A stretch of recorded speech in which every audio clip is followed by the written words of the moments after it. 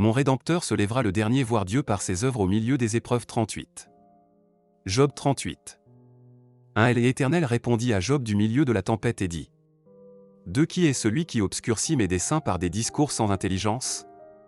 3 Saint terrain comme un vaillant homme, je t'interrogerai, et tu m'instruiras. 4 Où étais-tu quand je fondais la terre? Dis-le, si tu as de l'intelligence. 5 Qui en a fixé les dimensions, le sais-tu? Ou qui a étendu sur elle le cordeau? 6 Sur quoi ces bases sont-elles appuyées?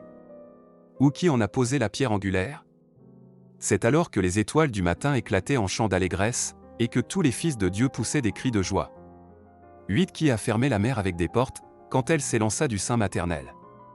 9 Quand je fis de la nuée son vêtement, et de l'obscurité ses langes. 10 Quand je lui imposai ma loi, et que je lui mis des barrières et des portes.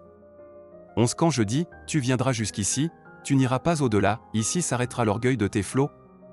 12 Depuis que tu existes, as-tu commandé au matin? As-tu montré sa place à l'aurore? 13 Pour qu'elle saisisse les extrémités de la terre, et que les méchants en soient secoués.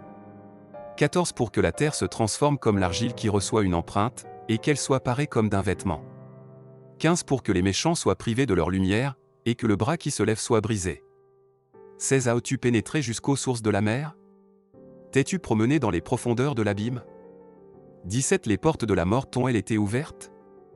As-tu vu les portes de l'ombre de la mort? 18 As-tu embrassé du regard l'étendue de la terre? Parle, si tu sais toutes ces choses. 19 Où est le chemin qui conduit au séjour de la lumière? Et les ténèbres, où ont-elles leur demeure? 20 Peux-tu les saisir à leurs limites, et connaître les sentiers de leur habitation? 21 Tu le sais, car alors tu étais né, et le nombre de tes jours est grand. 22 Es-tu parvenu jusqu'aux amas de neige? As-tu vu les dépôts de grêle? 23 Que je tiens en réserve pour les temps de détresse, pour les jours de guerre et de bataille? 24 Par quel chemin la lumière se divise-t-elle, et le vent d'Orient se répand-il sur la terre?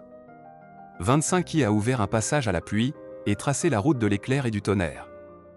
26 Pour que la pluie tombe sur une terre sans habitants, sur un désert où il n'y a point d'homme.